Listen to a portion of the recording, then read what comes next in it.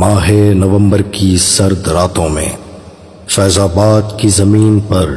تیز بارش میں بھیگتے ہوئے، ہزاروں شیل کھاتے ہوئے، خون میں نہاتے ہوئے، ظلم و بربریت کے آگے تحفظ ختم نبوت صلی اللہ علیہ وآلہ وسلم کی خاطر تاریخ رقم کرتے ہوئے عاشقوں کا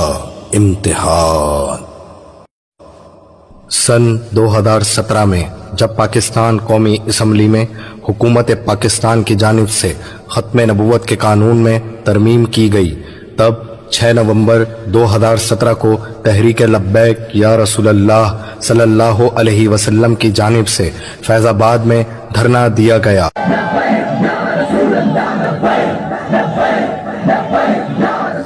اس وقت تحریک کے سربراہ خادم حسین رضوی رحمت اللہ تعالی علیہ تھے۔ پاکستانی مسلمانوں کی بدقسمتی یہ تھی کہ اس وقت حکومت پاکستان مسلم لیگ نون کی تھی۔ اسی حکومت نے ممتاز قادری علیہ رحمہ کو گستاخ رسول کو واصل جہنم کرنے پر پھانسی کی سزا دی۔ اسی حکومت میں سلمان تاثیر کی بتیاں بجھانے پر 5 عاشقان مصطفیٰ صلی اللہ علیہ وآلہ وسلم کو 5 سال کے لیے قید بامشقت کی سزا ہوئی، اور اسی حکومت میں تحفظ ختم نبوت کے لیے سراپا احتجاج شمع رسالت صلی اللہ علیہ وآلہ وسلم کے پروانوں کو ظلم و جبر کا نشانہ بنایا گیا، جس میں 9 عاشقان مصطفیٰ شہید اور کئی زخمی ہوئے۔ 2018 کے الیکشن میں تحریک لبیک پاکستان اچھے خاصے ووٹوں سے پاکستان کی تیسری بڑی جماعت بن کر ابھری، لیکن امت مسلمہ کا ستارہ اب بھی نہیں چمکا تھا۔ اداروں کی طرف سے بدترین دھاندلی کے بعد ایک سلیکٹڈ شخص کو وزیر اعظم بنا دیا گیا، جو اپنی دور اپوزیشن میں ہی 11 رکنی عملہ 295C کے قانون میں رد و بدل کے لیے بھیج کر خود کو ختم نبوت و ناموس رسالت صلی اللہ علیہ وسلم کا غدار ثابت کر چکا تھا۔ الیکشن کے فوراً بعد ہی ہالینڈ کی طرف سے کئی گستاخانہ خاکوں کے مقابلے کا اعلان کیا گیا۔ اس وقت تحریک لبیک نے دھاندلی والے معاملے کو نظر انداز کر کے ہالینڈ کے خلاف احتجاج کا اعلان کیا۔ سنو جی، ہمارے انتخابات کیا، دھاندلی کیا، ہمارے ووٹوں پر ڈاکہ کیا، ان کی حیثیت کروڑوں اربوں بھی بار ہمارا ڈاکہ پڑے ووٹوں پر اور ہم مر جائے، ہمیں گھسیٹا جائے، ہمارے سارے امیدوار شہید ہو جائے اور میری لاش جلا دی جائے، ان باتوں کی کوئی حیثیت نہیں۔ ثابت ہوا کہ جملہ فرائض فروض ہے، اصل رسول بندگی استاد ور کی ہے۔ یہ اعلان کیا جب ہالینڈ کے گستاخ گرٹ ولڈر نے ناپاک اور گستاخانہ خاکوں کا مقابلہ منعقد کروانے کا اعلان کیا، تو ہمیشہ کی طرح سب سے گرجدار، للکار اور مزاحمتی آواز تحریک لبیک پاکستان کی جانب سے اٹھائی گئی۔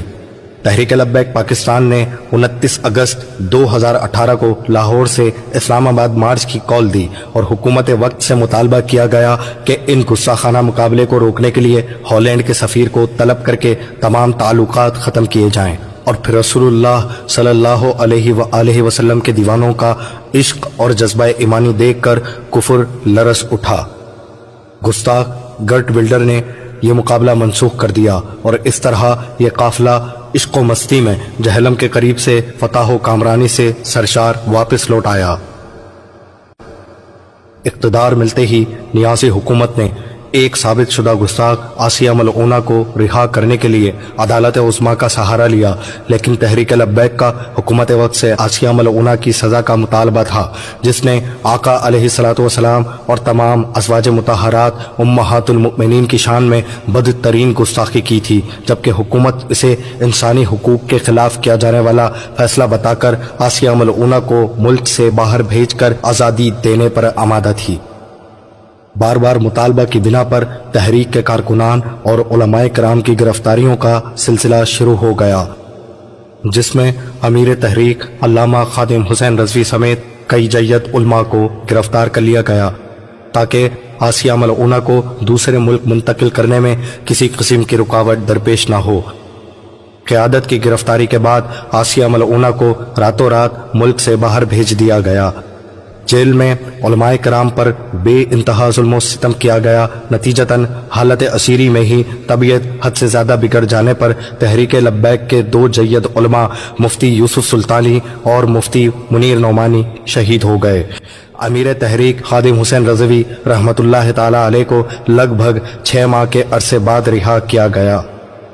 اسی دوران فرانس کی طرف سے ریاستی سطح پر آقا علیہ الصلوۃ والسلام کی ایسی بدترین گستاخی کی گئی جو 1400 سال کی تاریخ میں کبھی نہیں ہوئی۔ فرانس کے صدر کی طرف سے عقائد و جہاں کے خاکے شائع کیے گئے، جس پر 15 نومبر 2020 کو خادم